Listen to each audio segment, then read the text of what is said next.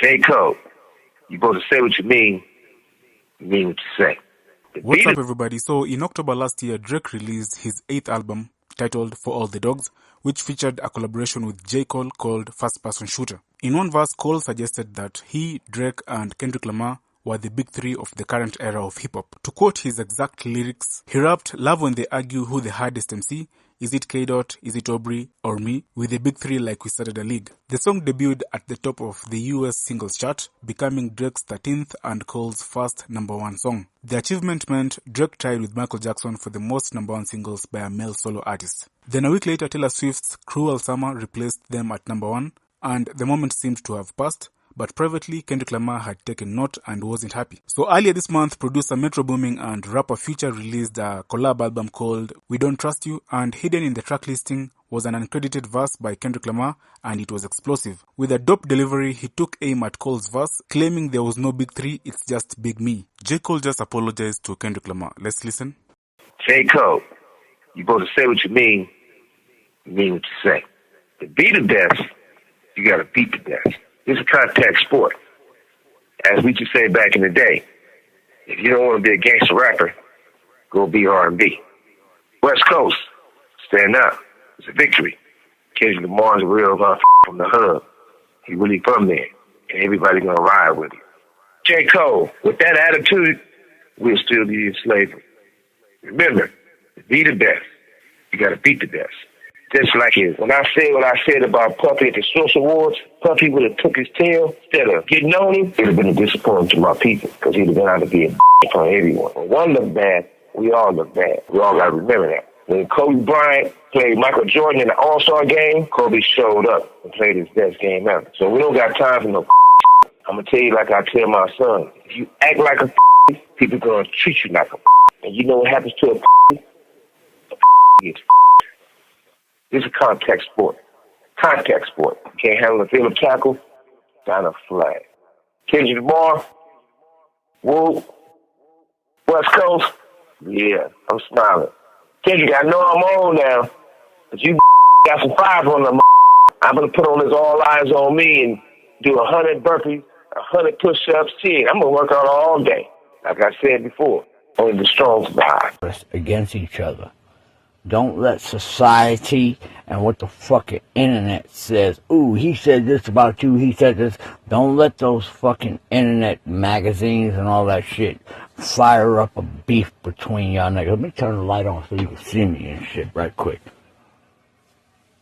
Don't let a fucking media and none of that shit let you motherfuckers argue amongst each other. Because together, you are great. You're great by yourselves. And for you two to be doing what the fuck you're doing in the climate of fucking rap right now. Two great niggas. Y'all ain't no mumble niggas. What the fuck you gotta go stoop down to mumble nigga shit? We could listen and see that both of y'all niggas is ill. Just like me and Chris. You got yours, you got, let's get this all together and make this shit one. They gotta stop separating us, yo. You falling for the bullshit, Kendrick. You falling for the bullshit, Cole. You falling for the bullshit, my nigga. Because regardless of the fact, in the end of the day, all they looking for is one of you to meet each other and fucking kill each other, and then you got more motherfucking media shit to go along with. Stop the bullshit, son. Stop the bullshit. Y'all niggas make a record together and show these niggas what a great artist and a great artist can do when they come together on a record. Instead of arguing, instead of fighting, instead of fucking that. Something that me and Chris have done via Domingo Beats. But we've never been in the studio together and just fucking made a great fucking record. Something that the world motherfucking is missing. Because we're two great artists. KRS-One, I love him. I love KRS-One. It's my brother. And the world has never seen me and him on a record together. All they know about us is fighting, arguing and shit and think, whatever it is. Y'all don't need to do that, sir. It's not the time to do that. I might sound like a sucker to some of you. No one is truly my peer or can relate to what I'm going through in life more than these people right here. You know what I mean? Because just in terms of whatever pressures there might be, whatever amount of like celebrity, which is, you know, a whole conversation in itself there might be, family, you know, privacy, boom, boom, boom. Like nobody can really relate to that like these dudes. And I really genuinely fuck with these dudes. So like I've been trying to, you know, absolutely make an effort like as time goes on to like strip the competition from it. Like y'all niggas are cemented forever. You know what I mean? Like I will hope that I'm cemented forever. And if not, I will be, you know, when it's all said and done. You know, in my mind, it's how my mentality is. So it's like there's like the competition part I've stripped away, and I'm now on some shit like, man, I'm more interested in the relationship because I also see a time when I'm not doing this. That seems very realistic to me. And in a time when I'm not doing this, I would, you know, I don't want to be like, damn, I never fucked, we never kicked it. You know what I mean? Like, I know it's going to be a lot of different point of views and perspectives, but I just want to give you the realest perspective that I can have. So first of all, right, we got to understand this is a layered situation, and this right here for me is a teachable moment, right? Because as a man,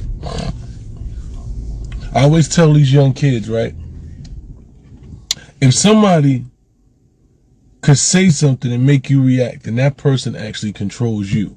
The minute that you react because somebody says something to you, then you've already lost the battle. You lost everything. You're supposed to react based on what you want to do, right? If you allow somebody to dictate your actions, then they control you. You don't control yourself, right? So what happened in this situation, right, was J. Cole's heart was never in this conflict, this battle. It's not a beef or nothing. J. Cole's heart was never in this battle. So what I do respect, right, I respect that as a man, he acknowledged something about him. He acknowledged himself, right? He wasn't comfortable, right? If you're doing some shit and you're not comfortable and as a man and you're doing what to appease what somebody else is saying, that's not man shit. If I'm only fighting or doing anything because I care about what you think, if I'm not doing it on my own accord, I'm not really a man. Anybody that tells you that if you move for somebody else and you got to do this because people gonna think this and that, and you move because of that, or they tell you that's how you should move, that's not man shit. It's just not man shit to me, right? As a man, you're supposed to move on your own accord, on your own, to your own beat, to your own drum. You're supposed to make your decisions based on what makes you feel comfortable as a man. That's what men do. Men make their own decisions, and not a bunch of niggas around you telling you what you need to do and how you need to do. A man makes his own decisions.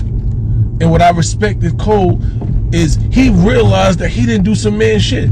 He realized that as a man, he moved out of what his mans wanted him to do, or what the people said, or what the people, he was reactionary. He didn't even want to be involved in this. He didn't want to be involved in this, right? He didn't. That wasn't some shit he wanted to do. This wasn't his adversary. This was not his adversary. He didn't see him as an adversary. He didn't have the energy to go at this dude because this is somebody that he actually respects and loves.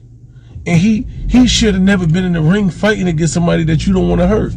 Then the second part of it is this. What we realized is this, right? There's Hector, and then there's Achilles.